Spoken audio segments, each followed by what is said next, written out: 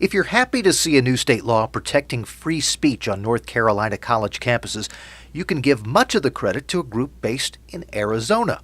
It's called the Goldwater Institute, and campus free speech is just one of the issues the Institute has been advocating in recent years. Joining us now is the Goldwater Institute's president and CEO, Victor Riches. Thanks for joining us. Thanks, Mitch. I appreciate it. So, first of all, before we get into the Campus Free Speech Act, tell us a little bit about the Goldwater Institute for those in our audience who don't know the group. Sure. The Goldwater Institute is a free market think tank. We're based in Phoenix, Arizona, but we pass legislation all around the country. We also have a very vigorous litigation department. So the model that we like to use, and it makes us a little bit different from some of the other think tanks around the country, is we'll develop an idea first. We'll pass it in a state, oftentimes in Arizona, will be the state that we start with. Then we start moving it into other states and move the idea all around the country. And then, as is inevitably the case nowadays, laws always get challenged. Any law of any consequence gets challenged in the courts. So we will ultimately defend that law in court. And on top of that, we do a lot of private property lawsuits, sharing economy lawsuits, licensing, regulation lawsuits. So we're really a one-stop shop for developing ideas, passing them in state legislatures, and then defending them in court. One of those ideas deals with free speech on college campuses. We just saw in North Carolina legislation passed that deals with that issue. Yes. How did that crop up as something that Goldwater thought was very important? Well, as probably all of your listeners have seen over the last several months, there's been a lot of issues on campuses where you have free speech being just blatantly attacked, and the reality is it's usually coming from the left, usually attacking folks defending, free markets, free speech, property rights, those kinds of basic principles. And so when we saw this happening around the country, we really felt it was important to try to develop some type of legislation to combat what we were seeing as a real abuse of power around the country. And so the idea behind this bill is, and you've probably seen in a lot of these states, they'll create these safe zones, and they say, well, here's where free speech exists in these safe zones, but no place else on the campus. Our argument is the entire campus should be a safe zone, and you should be free to speak your mind any place on the campus. And so that's really the gist of the bill, is to turn the entire campuses into a safe zone. And as you mentioned, it passed in North Carolina, and we're working on it in several other states right now. What are some of the other issues that are really percolating in that regard? I remember from past discussions with folks at Goldwater, right to try, education savings accounts. Are those things you're still working on across the country? Yes, and in fact, education savings accounts, we just passed the first universal education savings accounts in Arizona. And for folks that may not be familiar with that term, I mean, that's universal school choice in Arizona. It's the first state to do it. And so we will be moving that bill into other states. And we have passed sort of smaller versions of the bill in other states, such as for low-income families, children with special needs. But this is the first time that the bill is actually passed. It opens up school choice to all students. And so that is one of our big measures. It happens to be an idea that we developed several years ago, and we've actually defended it in court already, so we already know it's constitutional.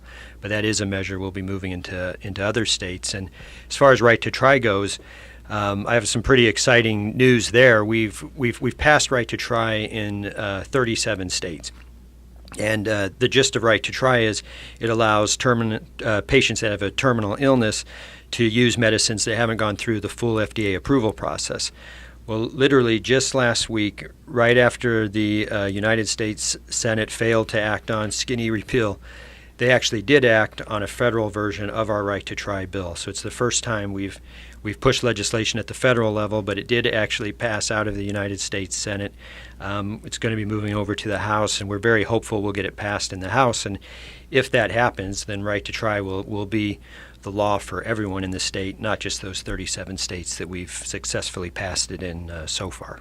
That is the voice of Victor Riches. He is president and CEO of the Goldwater Institute. So we've mentioned several ideas so far. Are there others that are either in one state and we haven't heard about it yet in North Carolina, or even those that are percolating that haven't been tried in any states yet?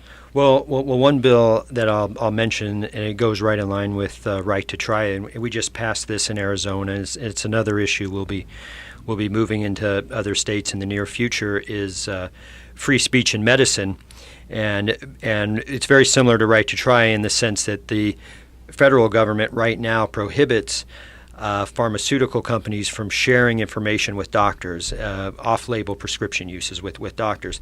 This bill says makes it so that at the state level you can do that. The pharmaceutical companies can share that information, and this is very important, particularly for cancer patients that are looking for treatments. And so this bill, right along with right to try, you have instances where the federal government has really exceeded their bounds, and the states really have to step in and change the law for the better. And this is another example of a measure that we'll be able to move into several states. And fortunately, we have a lot of legislative friends around the state and a lot of really great think tank allies around the state. So we're looking forward to working with them to move this issue across the country. I think some people listening to us might think, well, these are all interesting ideas, maybe some very good ideas. Isn't this kind of a hard way to do it? Why don't they just go to D.C. and pass a law through Congress? What's the idea, and why is it a good idea to approach this on a state-by-state basis? Yeah, we get that question quite a bit, and really the reason is, and I think the unfortunate recent failure of the Senate to pass skinny repeal or anything else in that regard really shows you how difficult it is for the United States Congress to pass meaningful legislation. And so our experience has been that that the states are much more receptive to unique ideas, to ideas that are sometimes go way outside the box.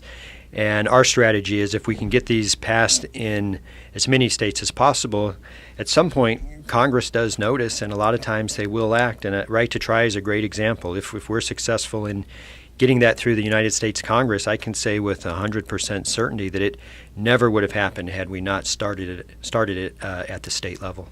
On a more basic level, I would suspect a lot of people would say, hey, this is part of this whole laboratories of democracy thing that we've been talking about on a constitutional basis. Have the states try different things, see what works, see what doesn't. I would imagine that fits in with the philosophy as well. Yeah. I think you're exactly right. The states are much more willing to try legislative approaches that are unique. At the federal government, you see when they do pass bills, a lot of times they're just additions to things that they had passed in the past. It's very rare that you see the federal government pass something that's really revolutionary or unique or even clever. At the state level, there are a lot more opportunities to actually pass meaningful regulatory reform measures, licensing reform, tax reform, school choice. I mean, you could imagine if we tried to pass universal school choice at the federal level, you could probably put every penny of your budget into that effort for 100 years, and you'd probably never get any place. But at the states, there's actually a chance. I imagine many people listening to us are going to think, well, I want to know more about some of the ideas that they're working on. And what's the best way for people to find out what the Goldwater Institute is up to?